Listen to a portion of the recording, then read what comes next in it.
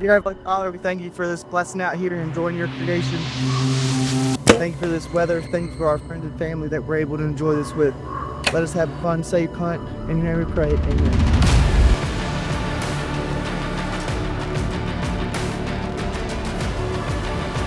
Never, ever apologize for your guy giving right to hunt. Welcome to podcast episode number 2 here at the Given Right. We are back here at the Lodge, HQ for TGR in Northeast Iowa.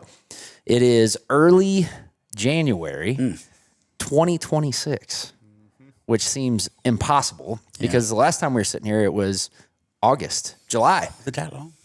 Yeah. Time goes by quick. It goes by real fast, especially when hunting season is in season. It goes by real quick. So, but I'm happy to be here. It's been a fun fall. It's been a great year. And I guess I should just go on ahead and introduce you. Neil Davies, Hornady, ammunition. Manufacturing, I guess, is probably a better way of labeling it either way. Sure. Yeah. You've been a long-time acquaintance of myself, Kenneth, Mark. You've worked with us in different capacities, even before TGR, in many regards. And somehow or another, you're still our friend. I haven't figured that out yet. Is that good? I don't know. Yeah, still working on that one myself. I don't know if that's because you've known Kenneth the longest. That's still kind of like Kenneth had dinner at my house, if I remember. that's right. Correct. You never said that. I have. You know, he slides in nice and quiet. Yeah. You know. I gave a little speech to the guys before you got here. You do know that, right? Oh, did you? I said Neil was probably one of the nicest guys in our industry. Oh. I said he is a man's man. He looks you in the eye when he talks to you. He listens intently, and he's been a great partner for us. Well, thanks. And I've only known you for 11 or 12 years, and these guys have known you for a lot longer. So I need to have you do my PR, Mark. That's great. Yeah, I'm done now. That's all I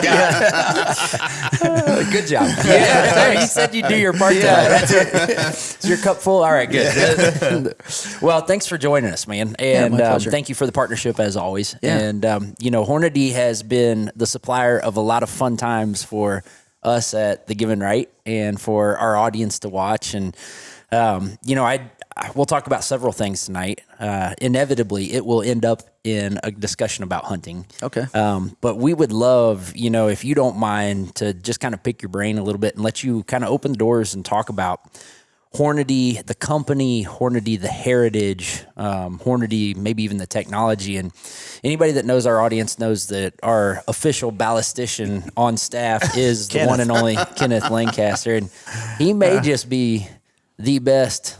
I won't call you redneck ballistician, but That's fair. But that's probably fair. yeah. You know what that word means? Nope. It's got something to do with ballistics. Yeah, there you go. You got to just put two and two together. Like I said, he slides in. He slides in there. But it'll be fun. So I think, you know, like we'll tee up some stuff for you tonight and just kind of talk through some of it and see where it goes. But we've never had a boring conversation with you ever. So I know we're going to enjoy this one. One of the things that we've done is we just kind of kick it off and just talk a little bit current events for us. Like I said, it's a new year at TGR before we dig in. Sure. If you don't mind, we have had arguably our best year again. And I look at everybody that's standing here behind the cameras and know the team that we have, know the new guys that have come on and see the growth that we've been blessed with. Man, we have had a great 2025. Yeah, we've had the last couple of years. And it's kind of funny you say it that way because each year seems to get better. It's not that we're killing any more animals. It's not that they're bigger animals. It's just, I guess, the age and experience we get going, hanging out with each other, it gets better and better. And it does. And the relationships with people like you, they're getting longer. So we get to know each other and spend more camps together. Which is very nice. From our perspective, too, I mean, you have a great team. I know who's all on the team and who's behind the cameras and who's not here in the room right now. And you guys have got a phenomenal group of people. And I think, you know, it's evident that Mark cares about everybody that's working here. And it shines through, and most just of in the relationship that you guys have, though, you know. So I mean, it's awesome. It's great to see you guys ascend and to become a bigger and bigger player in the industry. So it's fun to watch, quite honestly. Well, thank you. I want to start this out with my favorite Neil Davies story. Oh, okay. Is that okay? We're with y'all? telling stories? Yeah, can I This tell could y'all get my dangerous. favorite? I want to tell you. Go Okay. ahead. All right. So I'd met Neil Davies throughout the years, at SHOT Show, and just shook your hand, and this and that. Well, we started a show called Antler Insanity. You remember, that's right. Remember that show before The Given Right? Well, it was myself and Jeremy Atkins there in Grand Island, where you where Hornady is, where you live. Anyway, we at the time owned a broadhead company that was called Axe Broadheads. Well, we did don't know if you remember this. But it's okay. You're going to. We did a commercial, like a little 30-second spot where we were showing the broadhead. Well, one of the shots was me in my shop at the house where all of my reloading stuff was and everything in my shop, and I was spinning an arrow. Well, whoever's running the camera, probably Tyler at the time, that was running the camera, was videoing through the broadhead spinning. Well, in the back, I'm not going to name the names of the ammunition companies, but they were not all Hornady. So it airs, and now this is before I consider Neil a good friend now, but this was before we were as close as we are now. I get a text from Neil with a screenshot of that, and he somehow this was in like 2012, circled those boxes of ammunition and said, "Just doing my job. What is this all about?" I melted because I was like, this this puts me over the top on making a living. This right here. If he doesn't cut this check, I'm not going to eat. And I don't know how serious I was about that. I'm just doing my job, man. So anyway, you gotta do what you gotta do. I sent 27 apologies before he finally said, "Dude, I'm messing with you." So that's my favorite Neil Davies story. So I want to appreciate you for that. I appreciate you more than you know for that. Well, that being said, man, let's talk about Hornady. So Kenneth mentioned that you are located in Grand Island, Nebraska, for those that don't know where Grand Island is. So kind of, I would say, center of the state. Pretty much. Yeah. I mean, it's pretty fair to say that it's center of the state, but right in the heart of America is what I would say being the most important thing. You employ a lot of good old American folks as well. Very big business for the local community, which Grand Island, believe it or not, for those that haven't heard of it, might look outside in and say, "Oh, well, it's not really that big of a town," but that town, it seems like it goes forever along I-80 there. It's like the third largest city in Nebraska, except for on Husker game days when the stadium is full. Right. So then we're fourth. But Then you're fourth. Although next year, I don't know. We'll see. Hopefully the stadium's still full. We'll see. Yeah. There you go. What a great year. Great location. Like I said, heart of America. And it's a family started and owned and still operated business with a lot more, I would say, friend input now at this point. Because you guys are better than just coworkers. Like I can tell you, everybody at Hornady works so well together. It's such a neat community to look at from the outside in. And it's something that from the time I've known you and from the time I've known the team at Hornady, man, everybody has operated in that fashion. Yeah, we're pretty fortunate. I mean, so I'll give you the brief history. It's an American success story, honestly. And so for me, I've been there now 21 years, and I still look at it from the outside in. Like I'm still that 18-year-old kid who used to, 16, whatever, get a bunch of magazines from the library back in the day and go through them. So to be able to be a part of this is still, I pinch myself quite honestly a lot of the time because I look at it a lot from the outside in. And so to be there and to see it happen has been pretty rewarding, honestly.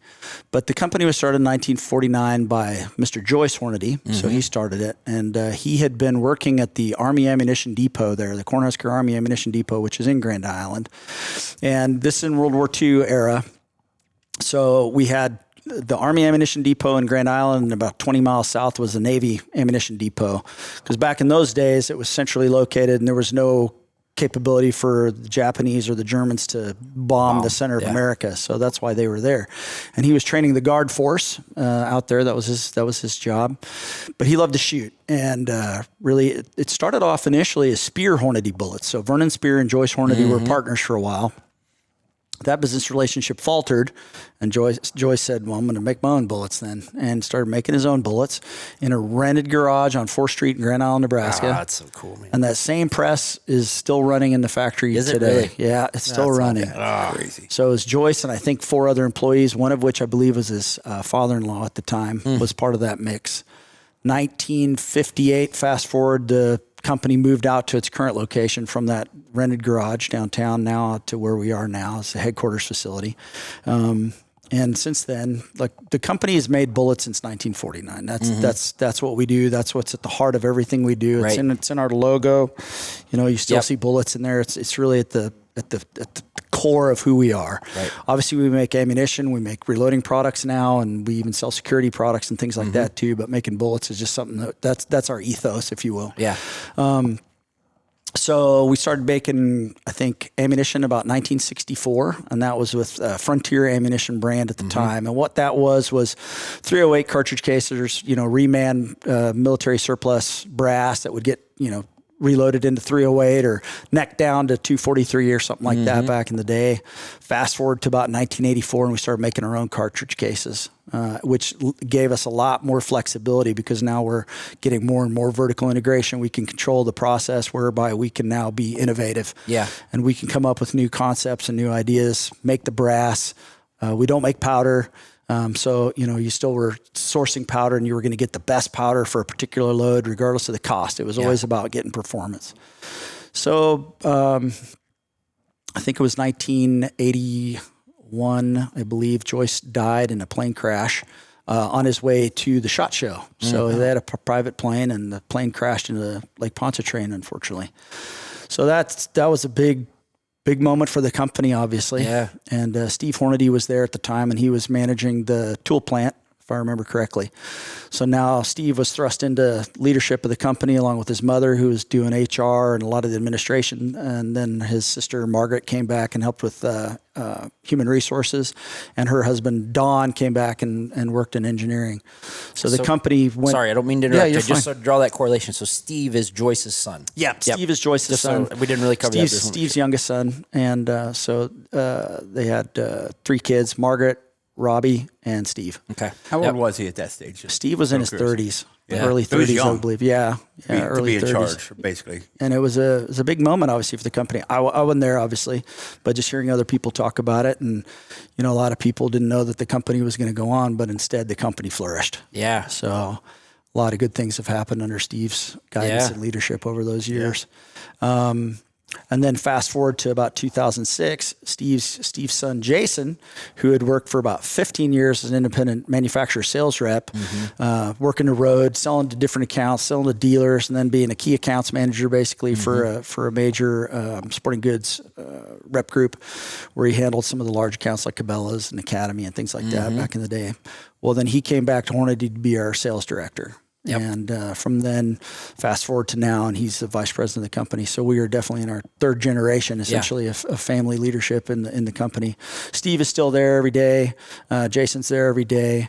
And, you know, we're very fortunate because people come up with a new idea, new concept, and, you know, the board is basically those 2 guys. Yeah. You know, and if they like it and they see that it's going to be fruitful, they pull the trigger on it and we go.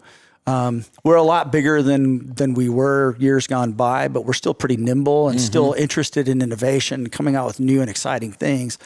And a lot of that is obviously due to their leadership, but also their willingness to open the doors to the people that work there, who are all also passionate shooters, passionate hunters, that are, you know, we're all trying to come up with the next best mousetrap, not just for the consumer, but because like we really like it. We want to do that. We want to make this because it will be advantageous for us. And if it's advantageous, it'll be great for the consumer as well.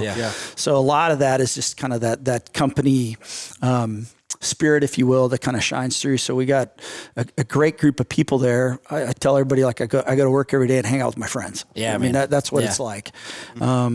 And that's what we do. And we all have a good time together. The marketing department, we have a great crew, sales, accounting, everybody in the office, we have a blast. Awesome people. Yeah. Across the board. Yeah. And I think about just there's so many aspects of that story, and you could go down 6 different avenues there and talk and bring warm, fuzzy feelings to every one of them. But I love to hear even with Jason being the 3rd generation that, he wasn't thrusted right into the company. You know, Steve, unfortunately, by bad circumstance was, and it worked. It's awesome, you know. But we've all operated in the outdoor industry and other industries. Like we've all worked in other industries too. It's not all the time that a family has the ability to hand the business to the next generation and have it work.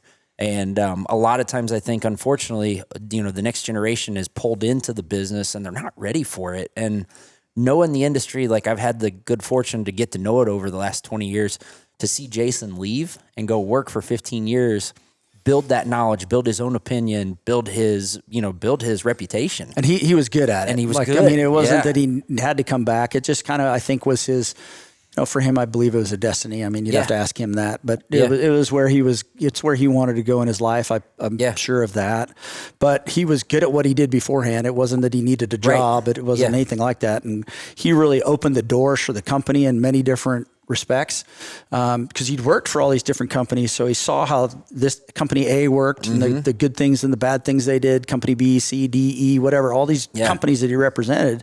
And he brought a lot of that back with him. And obviously, you know, fantastic relationships with all these customers of ours that we you know, really needed at the time. Yeah. And so he just kind of really opened the door for us as far as meeting to the customer, and then enabled a lot of people at the company too that, you know, we're now able to run a little bit more, and the company started to grow. And, you know, we're very sales driven. We've got a lot of stuff going there, obviously new product driven, but you know, we're going to make what people want to buy. And, he's just got a great eye for it, and he's really talented in that. Yeah, that's cool. It's like you said, it's an American story. You can relate to that, can't you? Sure in a lot of ways. Absolutely. I'm sitting here and like thinking of the parallels. And stuff. Yeah.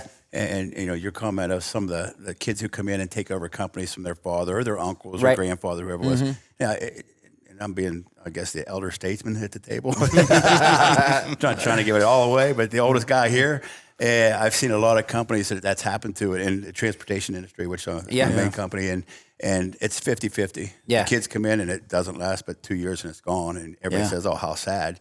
Or it's the other way, like that, and it becomes a bigger success than it was before. Yeah, we're just they bring extremely innovation fortunate. and a different way of thinking things younger guys do sometimes. And I mean, like both Steve and Jason are very passionate enthusiasts of the sport. So it's not like, you know, they just own the company and don't participate. I mean, we have people that are on boards all over the industry. They obviously are enthusiasts and go do plenty of hunting and shooting themselves. I mean, Jason shoots a PRS now. We have a 3-gun match that we do. So there's all that stuff that goes on. That just and that kind of mentality just trickles down. We have people from throughout the company that get to go to these events. It then helps them with their creativity. They get to interact with a variety of different shooters in different disciplines, whether it's in the hunting side of the world or if it's in the match side or 3-gun or whatever. You know, so now they're chatting with these folks and they tell them what they like, what they don't like about anybody's product, not just ours, and also get new product ideas for reloading tools. Particularly, there's a lot of things there that can really make that process a little easier for you to deal with. Because I mean, it's a laborious process, and anything that can make that simpler and more enjoyable is just something that resonates with everybody. So by getting out there and having this group of folks at the company, it just really brings a lot of enthusiasm back, and it's helpful in new product innovation. Wow, dude, you're just people, man. And you are a person. You act as a person. You're not, oh, well, I work at Hornady. And you know, like I'll say I've seen that as an industry participant. I'm not picking on anybody. It's just how it works. And I've seen it as an enthusiast in the space, not just somebody that works in the industry. You see the guys that work or gals that work for a company, and they're kind of like, well, I work for so-and-so. Let me tell you what you need. And you made a comment about, no, we get out into the marketplace. We hear what people say. We listen. And man, to your point, I think about the Seths and the Judds and the Prestons and the Joes and everybody else that has been on your team over the years that, man, I'll talk to them. Well, I'm at this PRS shoot, and I'm like, oh, Hornady has a booth there? No, I'm just here shooting. Yeah. You know, I talked to you one time this last year, and you said, oh, I'm running sandwiches out to our shoot. Everybody needs to be fed. And I like, that's cool to hear, right? Yeah. Like, I'm running out sandwiches. Yeah. He's the guy that runs marketing at Hornady. Like, he's taking sandwiches out to everybody. You know, I say, I know you're going to be humble about it, but in reality, and I think that not only does that show your commitment to the company, but more importantly, it shows your commitment to the industry and the people. Yeah. And I mean, like I said, I look at it from the outside in a lot myself. Yeah. And I mean, so do a lot of us. Yeah. And we just are, it's fun to do this. Let's be honest. It's fun to do this. It's an honor. It's a privilege. It's a lot of hard work. Don't get me wrong. There's plenty that's going on, but it's still fun to do it. And like, again, 14, 15, 16-year-old me would be pinching himself to see this happen. Oh yeah. Oh yeah, man. I mean, another thing we do, like we're constantly striving to improve existing products too. So if there's something we need to change or tweak on something, we're going to do that. We're always going to try to get the most performance out of stuff, whether it's a existing SKU, and then sometimes there's innovation that happens that now warrants a brand new product, right? So that'll happen too. But we don't just sit around and like, oh, it's good enough. If there's ways to make it better, we're going to make it better. Yeah, I think about the transition with Outfitter Ammunition, just like you said. You went from the GMX to the CX, right? Yeah. Yeah, and that was a good product before, but you're like, we can do things just a little bit better. Tweak it a little bit. Yeah, just a little bit better. We can improve things a little bit. And so I think that's a perfect example of that thought process in motion. But, man, I've seen it so many times across your product catalog, across the board. And you talked about security earlier. Yeah. And there have been several companies that have leveraged the brand equity of a name in the industry, and they'll be like, I can tell you, like, no names. At one point, I worked for a company in the industry, one of my first jobs, and we showed up to a sales meeting one year, and we had a core focus, but all of a sudden we had our name on wheels, green egg grills, spices, and I was like, what are we doing? And I just remember this gentleman that I had the utmost respect for. His last name was, he's Mr. Mursky. I'll just call him. I remember us sitting at the sales meeting, and I just remember this being one of those moments, him standing up, and everybody in the company loved Mr. Mursky, respected him. He'd been there. He'd run the routes. He'd come out of war, came right into the industry, started selling it, and this is what he knew, and he had earned his reputation, built this great sales agency, stand up, and he'd always call everybody old Buck. He stood up and he said, "Hey, Buck." This is the CFO or the CEO of the company at that point in time. He said, "Buck." They said, "Yeah, Mr. Mursky." And I was like, first of all, he got away with calling our CEO Mr. Buck. Like Buck. Yeah. And he's like, "Hey, no offense to what you're trying to do. I get it. I see it. I see the value in the name." But he's like, "Why can't we just focus on what we're good at?" And I have never forgot that. Yeah. I've never forgot that. And so I see where you guys have expanded your product line. It's always made sense, and you've never cheated it. You've done a good job. Like the security products that you have, I've got a gun safe beside my bed. I have an ammunition, I guess you would call it safe, that sits on the counter. You can call it a cabinet. A lot of guys would call it an ammo cabinet.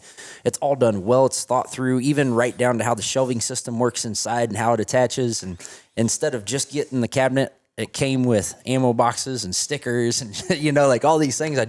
You get a good product and you get what you expect, when you pay for something. And the original one would have been probably the Night Guard. So, and then we did obviously RFID technology. Yep. So we wanted it was something that was new and innovative. Right. And we'll see when this airs, but there's some other stuff coming out that's going to be pretty sweet too. Cool. As we keep pushing that technology further into the rapid accessibility on the personal protection devices. And then there's also stuff out there that really helps service our intermediate customer base too. So, I mean, our customers need certain things, obviously, to sell to consumers, but by servicing them in the right ways, it benefits them, obviously, and us. And there's gaps in the market. And some of those things that make sense, the company is going to do. Yeah. And we're going to analyze them and go forward. And like I said, though, it's going to be innovative stuff that's not quite been done by everybody else, like the RFID technology and some other stuff that'll come out in the future. Right. Yeah, last thing I'll say about culture. I'll call it culture. Hornady culture. One thing I've always appreciated, I mentioned like 4 or 5 of those guys there that, that I've had the opportunity as I've grown up through the industry and with Hornady to watch them grow within the company. Yeah. And one thing I've really always appreciated about your culture is that people want to stay there and be there. And we can relate to that in a lot of ways. This is one of those companies that we've been super fortunate that we've got guys like Tyler and Curtis that, they've been here for 7-8 years, I think, on Curtis's side. Tyler's been here for over 10. You've been here for 10 years. Inception. Yeah. So, I look at the very beginning. It was his. Genesis. It was his. The seed dropper. Yeah. I look at that and I feel fortunate to be a part of something like that, number one, but I see how you guys have treated your employees and how they've had the opportunity to grow within, and that it didn't come easy. They had to earn it. I'm pretty sure Seth started in customer service. Yep. Yeah. And then he went to the ballistic side too. So Seth's our marketing communications manager for those who don't know. Yep. And then he also hosts the Hornady podcast, which is taken off quite a bit, honestly. Awesome. It's fun to watch because, I mean, so he was initially a customer service guy out of college. He was in the Marine Corps as well, did a tour in Afghanistan. Then ended up started working at Hornady. I think initially might have even applied to make bullets. Yeah. So I think maybe that's how it started. And then they had this tech services job. So he started working up there, and he's a smart cookie and a good dude. And he ended up working in the ballistics lab. So he's working with Jaden Quinlan. He learned a lot there. Then we had another guy, a good dude, Neil Emery, moved on to take another position in the industry. And we needed to backfill that position. Now, you know, we opened it up to anybody inside, and a lot of people came and applied for the job. And it was, you know, we treated everybody fairly. Everybody got a fair shake, no matter what you thought. Everybody got to give it a go. But Seth obviously proved to be the right guy for the job, and I'm very thankful he applied for it because he turned out to be fantastic. Awesome. And it's fun. It's fun to watch him grow. And other people in our whole company, you know, you see where people came from and where they are now. And the place, look, I said, sorry, we're just pretty fortunate. I mean, if people are good, the cream rises to the top, right? And we've been fortunate to see a bunch of homegrown people turn into fantastic employees that nothing related to how they started. Renee Waltemath, who's our sales director and logistics director, she was a IT coordinator basically way back when, and now she's the boss of all sales. So, you know, so that's happens there, and we're fortunate to obviously work for a company that those things can manifest too. Yeah. I mean, it's so cool. It's been cool to watch everybody come up and like you said, stay. And every once in a while, a good one slips out, but that's how it should work, you know. Yeah. But to see that continued opportunity and growth, and as the company grows, people grow with it. I've just always admired it. So kudos there with what you guys have done. I know you would tell us it's not, of course, all you. It's not me at all. But there's, you know, it's just neat. And thank you for. It's a culture. I mean, honestly, it's a culture there, and it's in all different departments in manufacturing. And like one of the things we don't talk about a lot is because we can't share some of these secrets that we have. But there's a lot of unsung heroes that work in the manufacturing side of our plant, come up with new ideas. Obviously the engineering staff too, where, you know, there's processes that get improved. And by doing that, you know, you improve the quality of the product, you improve output. And there's some guys there. I mean, Mike Jensen, he's been there for 50 years now. Wow. You know, this is a guy who's great. And, Johnny Potrotz, he just kind of retired. I think we're trying to keep him around. Steve doesn't really want him to retire after like 43 years. So this is a guy who's a master bullet maker, and those people don't just walk in off the street. That happens there. Yeah. And there's a whole bunch more in cases and in tools and in ammo and in bullets. I mean, there's a lot of these people that just get that way over time, and they're loyal, awesome people. And we're just very fortunate to, like, a lot of us are kind of from central Nebraska, and there's that, you know, Midwest work ethic that's kind of part of it. Everybody's a generation or two from being on a farm somewhere at some point in time. And a lot of that, I think, manifests and showcases in kind of that ethos and culture that we have there. So we're just very fortunate to have this great group of people. Yeah. I mean, and I think it's real easy for people to, you know, open up a box and pull a loaded round out, or to get another box of bullets and look at it and just see a product and not really see what goes into it. Yeah. And so when you hear, you know, what you've shared with us about, you know, Bob or you know, the guys that have been with the company for 50 years and are still there, and all these people that have grown, like, man, as an American, you appreciate that a heck of a lot more. There's very few companies, being in business, there's very few companies out there that have that homegrown feeling, right? Yeah. From the Midwest. They got the loyalty, and they got verticals that you just keep building on. You think of bullets, but you're much more than that. If you sat here and took a whiteboard and listed all the things you do, I think everybody'd be amazed. Oh, yeah. And you don't find that many companies like that anymore. Yeah. They usually sell out to private equity or whatever, and you lose all that once that happens. Yes. And Still so you guys are family-owned. truly the American. You put your name, American dream. That's Somebody, there was a funny, I don't remember what it was, but like Steve and Jason, I don't know, somebody might have wanted to buy the company or something like that. And they said, well, I don't know what the heck we do. I guess we just, there's a bowling alley across the road from us. So like, I guess we'll just sit at the bowling alley and look back at Hornady or something. How can we make better bowling balls, right? Yeah, Can we put 4 fingers in a bowling ball? It's just, I mean, like, so Steve was born in 1949. The company started in 1949. His entire life has been there at that company. He mowed the grass at the company when he was a little kid. There's if you come back into the factory again, there's a bear head on the wall. Well, apparently the story is it used to be a bear rug, and Steve used to lay on that rug when what is now the IT department was actually the front opening for the original 1958 building. I don't know, the rug got tattered or got burned, or I don't know, something happened to it. Now it's a head, but he grew up there. And I mean, same with Jason, his grandma and grandpa, Joyce and Marvel Hornady, and we should probably talk about Marvel too. Behind every good man's a great woman. Oh, man. And Marvel was a big part of that company. I had met her. She was not part of the company when I started there, but she was a big part of it, and kind of a lot of the glue, I think, that kind of helped a lot of things go together and left a big mark on Jason, his sisters and cousins and things like that, and obviously Steve.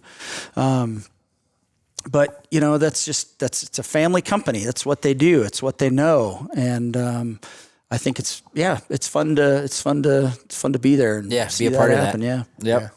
All right. Well, we talked all that fun stuff. I love talking philosophy and tradition and culture and all that fun stuff. But we probably should talk about what a lot of our audience is going to want us to talk about, which is that right there, and mainly this here, like you talked about with it starting at the bullet, but.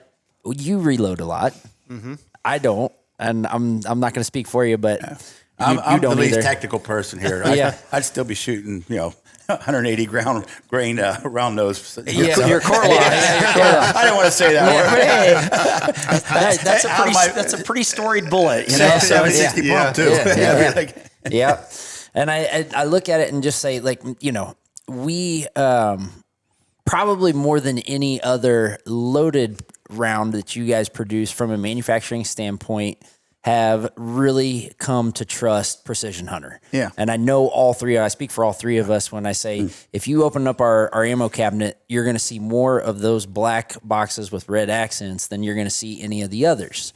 That doesn't mean that's the only thing you make. And we're going to get to that a little bit later. But let's just kick off talking about Precision Hunter, the ELD technology, what has gone into the ELDX bullets, maybe even a few of the others. Sure. And just kind of lean into it. And Kenneth, I'm going to hand it off to you and make you talk a little bit here because I've probably run my mouth too much. But man, I have watched you before I came to TGR knock down more stuff with that right there than I've probably seen outside of maybe our good buddy Michael Waddell knock down with an ELDX. I mean, this has been a great one for you. Well, I'm just going to have to take credit for this. I introduced Michael Waddell to Neil Davies. Did you? I knew that was coming. I was waiting. We took Aiden turkey hunting. That's right. And whenever he was about this big and called him a turkey hunter.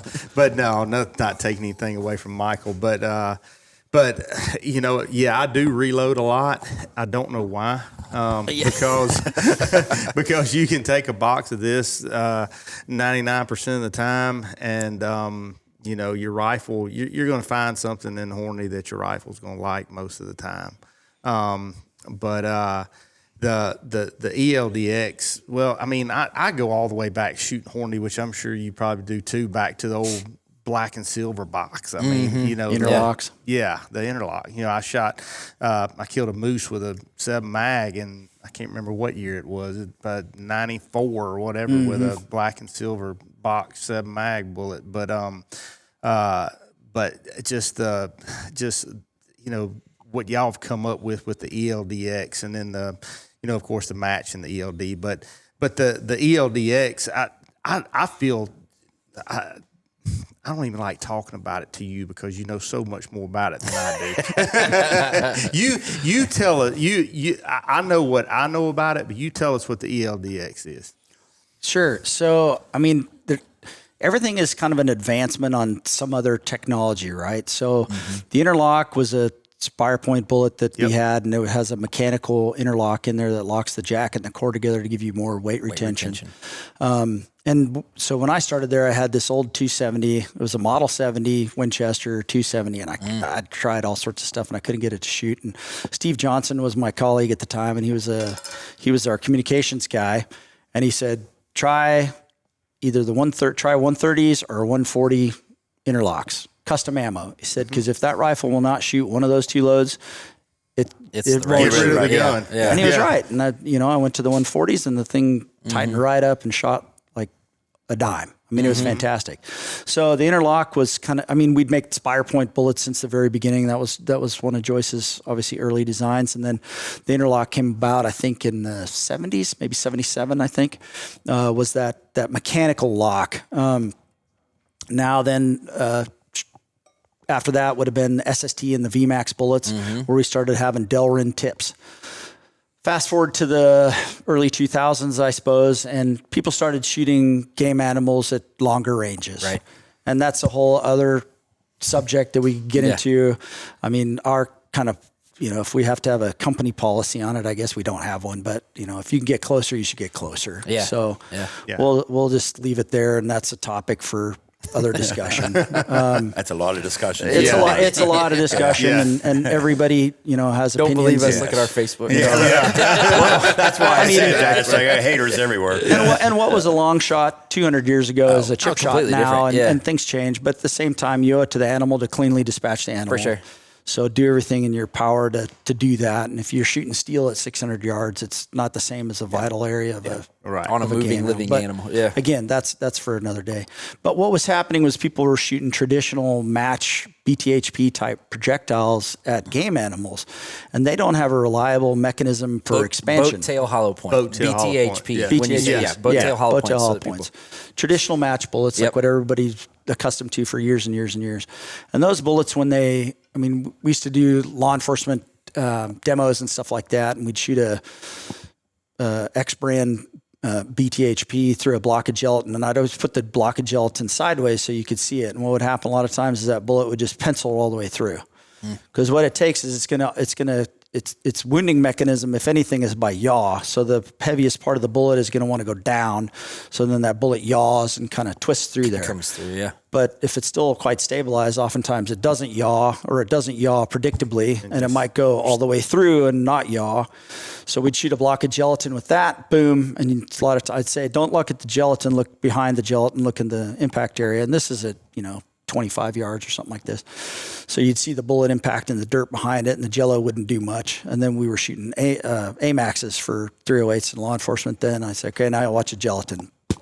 And the jello flutters all over the place, because although it's a match bullet, it has a tip in it and a real thinly constructed jacket that opens up at higher velocities quite well. So what we had to do now is come up with some technology to create a all range bullet that will expand at low velocities, at longer distances, at lower velocities. As that bullet slows. Yeah, exactly. Gravity takes place. And still not completely come apart at high velocity, right? So if you take a traditional thin jacketed match bullet and you shoot it at high velocities, 100 yards and in, depending on the cartridge and bullet and everything like this, there's no mechanism in that to control expansion. So the bullet wants to just, boom, come apart, like the jacket, the core should separate, all these types of things happen, which, in I guess we don't need to go into all that, but like in some circumstances that's advantageous, that kind of design for things when limited penetration is something you're looking for. But now we're trying to make a super bullet. So the ballistic development group at the time was pretty much Dave Emery, Jaden Quinlan, and Joe Thielen had set about working on some bullet designs and coming up with the plan. And they had a bullet, and we were about to go to market with it. And then we bought a Doppler radar. So we started. So they had a lot of it kind of figured out what to do. And then we bought this Doppler radar. And David always had a theory that conventional polymer tips were quote unquote melting in flight, right? I mean, there's aerodynamic heating as that bullet's flying through the air, and the bullet is kind of shearing or reducing the me plat on the front of the bullet to some degree. And what that does is a couple things, but the key is that like you're doing math, right? You need to calculate the trajectory of a projectile. Well, you have to have a known shape of your projectile. Well, if the projectile is changing in flight, you don't have a known shape anymore. Right. So you can't do math with solve for X if you have no idea what Y is. Yeah. Yep. So we had to get a projectile developed that wouldn't do this. And they, by using the Doppler radar, they were able to prove this. So they started taking different tip materials and things like this until we got to the right material that would not suffer from that aerodynamic heating. And initially it was in our what would become the ELDX bullet, but then like, hey, we should probably put that in our match bullets as well, which we did. So that was big advent number one. But then in the construction of the projectile itself, it has to work at those different impact velocities. So the way it's constructed is that the front part of the bullet is fairly thin jacketed like a match bullet. So that at those lower velocities, at extended range, the bullet still opens up. But then it gets progressively thicker toward the base, which now slows or retards that expansion. So at high velocities, what happens is you shear quite a bit of the material off in the front, and now you still have a big slug in the back that still opens up like you do looking for that conventional mushroom. Yep. And then we also have an interlock in here. So that helps with the mechanical. So again, what's old is new again. So we still, we're always building on that foundational technology and then streamlining boat tails and getting the utmost performance out of them that we can. Yep. And then fast forward to what we now call DVRT, drag variability reduction technology. More stuff we discovered with the Doppler radar. So there's a formula on the actual me-plat, the very tip of the bullet, to the diameter of the bullet, right? So there's by making actually super sharp bullets do not fly efficiently through the air. You actually need a little bit of a flat surface on the me-plat. So that's interesting. Yeah, that would defy common logic, right? In my head, but yeah. So that's the newest kind of advent that's been adapted as like I said, we're continually trying to refine our products. So all match, all ELDX, all CX, everything with the heat shield tip now is that DVRT technology as well. So you're saying there's just a little bit of a blunt tip on the Just front of it. Just a little enough. bit, yeah. And that helps the airflow on the bullet. Yeah. I shook my head and kind of chuckled there for a second because I just think like, maybe we should get a Doppler machine. Yeah, we should get Doppler radar. You think about that. Has he been drinking? Yeah. No, I'm always amazed by, again, okay, let's go back to good old American brand in the heart of America with a family-owned business to Buy Doppler. Yeah, buy a Doppler radar. And we can do it. And we can do it better because of it. And now we've had this theory all along, but now we can confirm it. Like the Doppler radar was key, but also having some really smart people who had good ideas and like good theories that they could now prove with the Doppler radar was supremely helpful. So then what we ended up with is really the ultimate all-range hunting bullet now that'll work and keep enough bullet integrity at those higher velocities and yet also expand at low velocities. Yeah. And Precision Hunter lives up to its name. It's match accurate. So, the Precision Hunter line has to go through the exact same accuracy test that we do for all of our match bullets. So it's held to a really tight standard to make sure that everything leaves the building again, you could go, this is hunting ammo you could shoot a match with. Yeah. And I think it actually says that, like something along the lines of high performance at all distances, but especially long distance. A race car that you can drive down the road. Yeah, man. So I've got several Creedmoor rifles that I shoot a 6.5 Creedmoor that I'll shoot a 143 ELDX and I'll shoot a 140 ELD. Yep. And at 100 yards, they'll shoot in the same hole. So, but comparing the match grade bullet to the compared to match grade bullet, to the but ELDX, this being the better hunting bullet, optimized for hunting. Because again, the match bullets, and there's people that hunt with it, and ultimately, though, there's just no mechanism in those bullets to control expansion. Right. So that's why we don't market them for hunting applications, because there's nothing there. If you hit a shoulder on a big animal at higher velocity, there's nothing to stop that bullet from coming apart. So we just don't market it for that. Whereas on the ELDX, we do. Yeah. So it'll have more bullet integrity at those higher velocities. Yeah. Yeah. It's amazing how, ballistics, when it's, I'll say it's, and no offense, I'm saying this for myself more than anybody, but how when you dumb it down, how much sense it makes when it comes to making a quick, clean, ethical kill. Not just shot, but a kill. When you start to understand expansion and weight retention and what goes into it and how it's done. And if you haven't taken the time just to gain some basic knowledge about how a bullet functions on target, it's worth taking a little bit of time, because I think you become a much better consumer when you can walk into the shelf, whether it be at what is it, GI Loan and Pawn? Oh yeah, GI Loan, yeah, sure. Or you walk into Bass Pro, Yeah. no matter the place, and you can look at the back of the box. And this is one of the coolest things in marketing that I love now, is how people actually will, or manufacturers will actually break down and provide you visuals of how this bullet's constructed, how it performs, the things that are happening with it. And you can look at, manufacturer A, manufacturer B, manufacturer C, and with a little bit of knowledge, you can look at it and go, from what I know and what I understand, I know this is the bullet I want. This is the round that I need, and you still have to prove And there's it. there's different bullets that work for different situations. For sure. I mean, like the interlock bullet is still a fantastic bullet. Yes, okay, this is a more modern take on projectiles, but for people that are shooting stuff 300 yards in, let's say, look, there's lots of good choices. Yeah. There's plenty of good choices. The heat shield tip technology, it's not on every bullet we make anymore. It was not incorporated in every bullet we make for multiple reasons. Like some bullets just get aerodynamic takes velocity, it takes duration, so it takes a time of flight for this all to take place. So you take some of the little small, fast-moving varmint bullets. They get there so fast, it's really irrelevant, and you're shooting 300-400 yards. Yeah. So it's not as big of a factor. So like in the VMAX bullets, they're conventional polymer tip.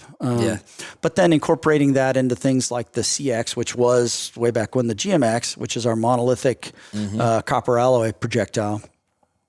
Like you want a rugged bullet, that is a very rugged bullet. If you need a lot of penetration, things like moose or elk and stuff like that, you're going to get a lot of penetration. Routinely about 3 feet of penetration and 95+% weight retention. I mean, it's usually a lot more than that actually. Yeah. So you get tremendous amount of bullet integrity. So if you need to punch through a bunch of dense bone, or you're going like on a brown bear hunt or something like this, or a moose hunt, some larger animal, but it works just as well on deer and things, but you don't get any of the secondary fragmentation and stuff that you might off of a traditional like cup and lead core core, bullet, So, but if you have to fish a bullet, like a lot of times when guys are going to Africa and you hunt over there, you're with a professional hunter and they just want you to get a bullet in the animal. So it's up to you to, like, you get these real small windows to shoot the thing. And sometimes you got to fish it up from the rear rib all the way up to the front. You need something that's going to do get you a lot of penetration, and the CX works that way. So back it up, the GMX had a conventional polymer tip originally. Then again, continuous improvement, right? So again, with this Doppler radar. So, we found that by rounding those pressure relieving grooves in the actual projectile, because you have to have that in these solid bullets, because as the bullet is flowing through the rifling, material needs to move somewhere, right? So it's got to move, so it moves into those grooves. That's the pressure relieving grooves. But by rounding those off, we got better aerodynamic performance. Oh, man. Now we're getting 100, 200 feet, whatever we can out of those bullets for more terminal effect, right? So you're getting better performance at range. Hence the rebrand to the CX bullet at this point in time. A huge misnomer, not to sidetrack us on that, but a lot of times when you start talking about monolithics, guys go to buy them off the shelf, and you're going to see a reduction in grain weight on the bullet that's being loaded in those. And guys will go, man, I don't know. Like what's the outfitter in the 6.5 Creedmoor you mentioned? It's 125, 129. No, it's there's a 120. Oh, a 120. Like I couldn't remember what it was. But it's just as long as a conventional cup and core bullet with a lead core, but lead's obviously more dense and weighs more. So the length of the bullet is can't change much just because of the twist rates that you're trying to shoot the bullets out of. But you're just going to have less dense material in there. So they're just as long. They're just not going to weigh the same. Right. But you do get more velocity. The performance that you get on, the improvements like you talked about, those are the things that, pay attention to those. Understand, again, why it's that way. Don't just think, because a lot of the whitetail hunters be like, oh, man, it's almost, it is. It's 23 grains lighter than what we're shooting out of a precision hunter. And they think, oh, man, I better not shoot that. And they just don't understand. And I'm going to kick this one to you, because we were talking earlier about the 6.5 Creedmoor and elk, and talking about there's a lot of thought process around there. And the reality is that there are guys using it for elk hunting, Yeah. Well, we were picking earlier. A few years ago, I wore Neil out. I was going on an elk hunt with a rifle, and at the time we were, I had a new 6.5 Creedmoor, and I kept texting him, what do you think, and all this. And finally he said, just shut up, dummy, and keep it under 400 yards. That's what I said. Shoot a 143 ELDX and keep it under 400 you yards. well. I said, yeah. He knows you well. Just watch your numbers on anything like that. I mean, if it's legal to use in the state where you're hunting, which 6.5 is typically legal, but is it the first one most people are going to grab? No. No. But I was hunting with Fred Eichler one time, and I remember it was their second elk season or something like this down there. And I remember there's a lady, and she was sitting in a big pair of like full on overalls with her orange jacket on, sitting on a bucket on the fence line, waiting for some elk, I think, that were going to come out of this drainage over here. I know where they were coming from. Well, do you know It's not surprising. Yeah, that doesn't either. But you know what rifle? I mean, I never went up to the lady. I never talked to her. This is a neighboring property. You know what rifle she was using? Whichever one she has. So I mean, people, But yeah, you do have to look at the numbers and make sure that you've got enough energy to cleanly dispatch the animal, practice with what you have, and make sure that you're capable of doing the right thing at the right moment. I think it just speaks to the quality of what's being provided to the consumer too. And yes, there are a lot of qualifiers there when you start looking at the different loads and rounds. And I got a question that I've been wanting to ask you for a long time. I'm shooting a 7 PRC right now. That's my favorite caliber. Yeah, it's a great cartridge. As of right now. Of course, I have one of about everything they make, it seems like. I mean, I just, I love rifles.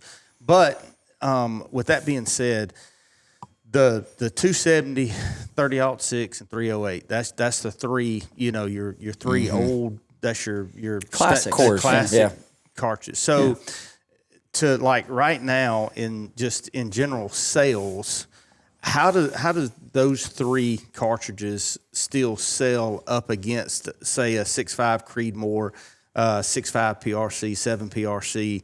And I'll throw a 300 Magnum and that 300 Winchester Magnum. They're one of the five too. Yeah. So how does that?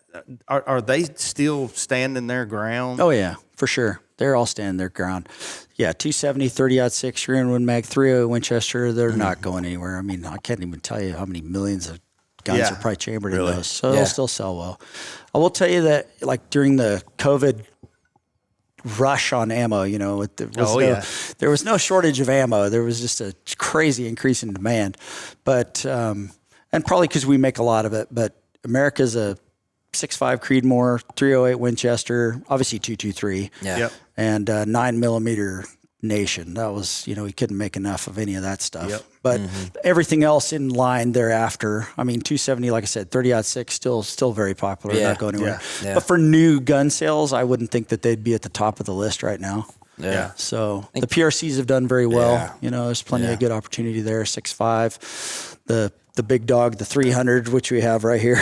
And then, of course, the 7. The 7 just is a great all-arounder, fantastic cartridge. I mean, right now, if you told me I could only have one right now, it'd be hard to pry that 7 PRC. And I would follow suit with him because of him, because that is one of my favorite rounds. Yeah, it's great. It's a great cartridge. It's a fun one. I just had Seth had a lot to do with that one. I don't know if you knew that or not. I remember hearing some of the stories back when he was in the ballistics lab. He won't tell you that. Again, humble guy. He won't really lead into it. Yeah, he'll tell you. But it's been hinted around a good bit. Yeah, he was a big fan of the 7s. I think maybe one of his first rifles was a 7 mag or something like that. Yeah, he always wanted to do something different. And the PRCs, like, I mean, even on those. So the cartridge case, this was a 375 Ruger cartridge case. So that all came about because Ruger wanted to do a long action safari gun. So we ended up with the 375 Ruger. It's long action, not true magnum like a 375 H&H. So we had the cartridge case, and our guys were shooting some bench rest stuff. John Potrotz and Joe Thielen and some of these other guys, and they needed a cartridge case for their light gun, heavy gun, not sure, maybe heavy gun. Anyway, so they had to they wanted to build some cartridges to shoot their bench rest competitions. So we had the 375. They made this thing with the 30 caliber at the time. So as a wildcat internally at the company for quite a while, I had a gun built before it was a cartridge that doesn't have head stamps on it because that's how we had cases. Yep. Yeah. And so again, that's just kind of that internal innovation that comes to be. So start off with the 300 and then you ended up with the 6.5 and now you got the 7 all off the same case, just different overall lengths for the cartridge cases themselves. Yeah. And the 6.5 is a fantastic cartridge as well. Heard a guy try to, I don't know where I was, some retail place at some point in time, and a guy was talking to his buddy, and they were trying to contemplate about which, should I get a 6.5 Creedmoor or 6.5 PRC? And the other guy told his buddy, 6.5 PRC. It's like a 6.5 Creedmoor Magnum, and the guy's like, "Oh yeah, I'm getting one." So, all right, great. All right, so go for it. That's a good redneck explanation. And the 6.5 Creedmoor, America was pretty much a 30 caliber and non-metric country for a long time. Obviously, 7 Rem Mag not included, but so the 6.5 was really one of the first supremely popular metric cartridges that came out for a long time. Yeah. I had a 6.5 284. That I had for a long time, it was because you're a gun guy. If you had a 6.5 284, you are a gun guy. But I knew about the 6.5 bullet from that. Yeah. And so you understood the BCE and the SDs you get with those long bullets. So when they came out with the Creedmoor, you'll have to correct me if I'm wrong, but the Creedmoor isn't the parent case a 30 TC? I mean they all kind of. It's a 30 TC. We'd done the 30 TC the year before. We'd done the 308 Marlin Express and all that stuff, which is similar. One is rimmed, obviously one's not. 307 Winchester, I think, is kind of where it started from, if I'm not mistaken. But a lot of them, it's 308 Winchester, esque essentially. But it'd been off the 30 TC that Dave Emery built that cartridge case off of. After shooting that 6.5 284, when you took that little case and stuck a 6.5 in it shooting 2,700 feet a second, I was like, I'm fixing to try this. This is, I bet this thing will shoot. And and big, some of the other cartridges, but for sure the 6.5 Creedmoor. So part of that is like when our guys develop cartridges, we also develop the chamber dimensions around it, and that's been a big part of it as well. You got to start that bullet straight in the bore, and so the. When we design those reamers and things like that, it's care is given to make sure that we're creating a chamber that's really beneficial to getting that bullet started correctly and straightly. And obviously within the barrel, like we have not necessarily true, but like you take one of our cartridge designs and a Sammy spec reamer, and you could bore out a chunk of rebar, it'll shoot well. But that's part of it too. Like you could have a sloppy chamber, and now your gun's not going to shoot right. And so a lot of care is given to make sure that we've built this entire package that's ready to go to industry successfully. Yeah, and you take a lot of the question or potential error or margin for error out of the opportunity for the consumer, which in turn not only promotes a much better product, but a much better relationship with the brand name. At the end of the day, and people know that you're watching out for them. All right, I'm going to segue us real quick because there's a new product. I shouldn't say, there's a new product here in 2025, which we've had the opportunity. I've seen a few good old whitetails die to them this year, and it blossomed off of something that you guys introduced a couple years back prior, which was the American Whitetail. Yep. The new one and evolution or extension to the line is now the American Whitetail Tipped. Yep. Which, man, I like you mentioned that pointed soft point or soft point, rounded soft point earlier that you grew up with. I think that this is hands down the best comparator that I've seen on the marketplace in that price category and performance category across the board in quite some time. Yeah. And so I commend you guys on what you've brought to market and really listened to consumer and heard people say, we're looking for something else now. And you've brought your A game again. Yeah. So the American Whitetail line came about really because a lot of folks go into the store, they want to buy ammo, they want to make sure it works in their system, and they don't want to be, too confused with a bunch of different choices and things like that. Well, when the box says American Whitetail on it, you get it, right? Yeah. That's what it's for. And those were with interlock bullets. Again, interlock bullet, phenomenal bullet. It's going to be here for a long time. I think the 30-06 with a 180 grain interlock bullet has probably done more destruction in Africa than much else, and obviously here in North America, Southwestern Pennsylvania.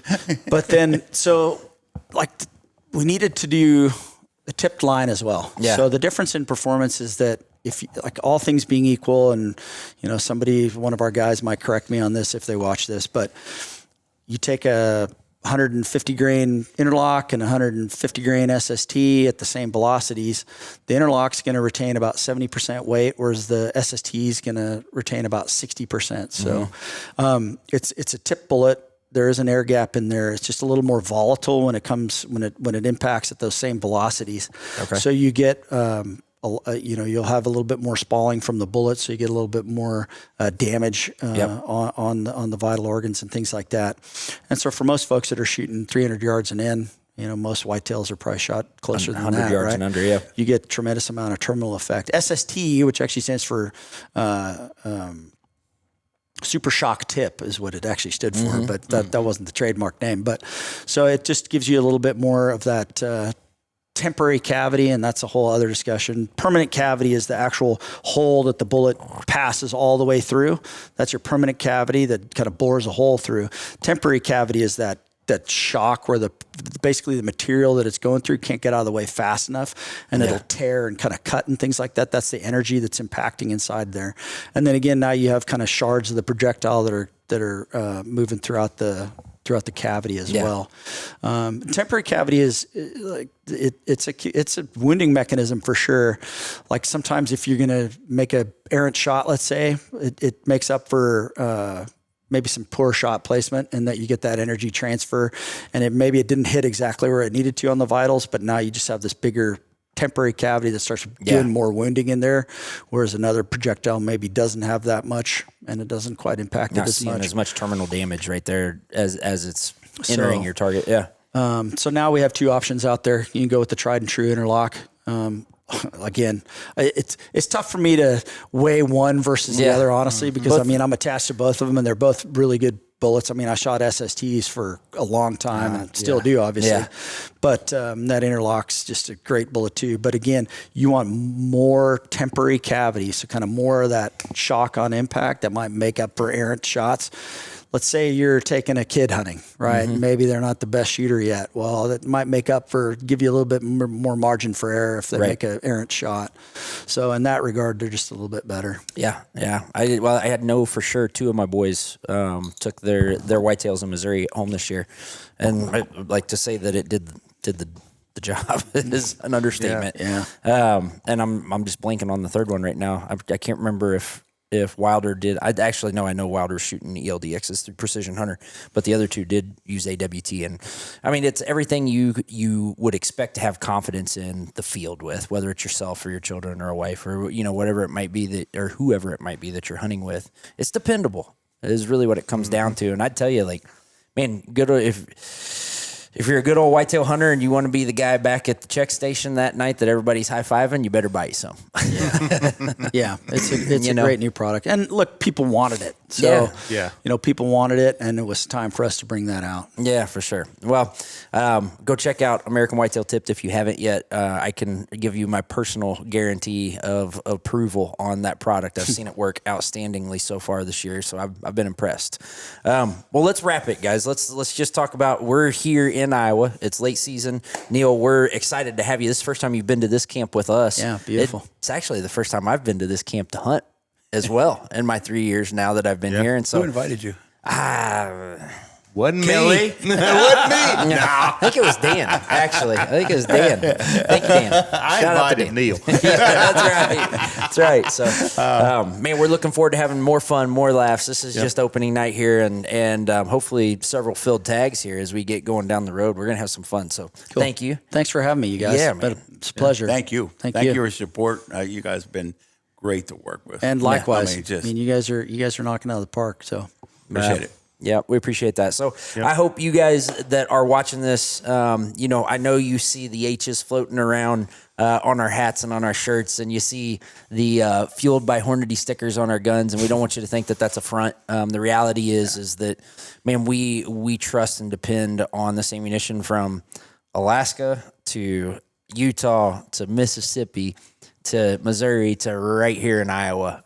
We have used it so many times, and you guys have been here, and you're great partners on top of it. So know that you got a great group of people in Grand Island, Nebraska that are standing behind an unbelievable company and unbelievable product, and that's why makes it so easy for us to just endorse the brand Absolutely. and the product, man. So go check out some Hornady is what we're saying. Go get you some.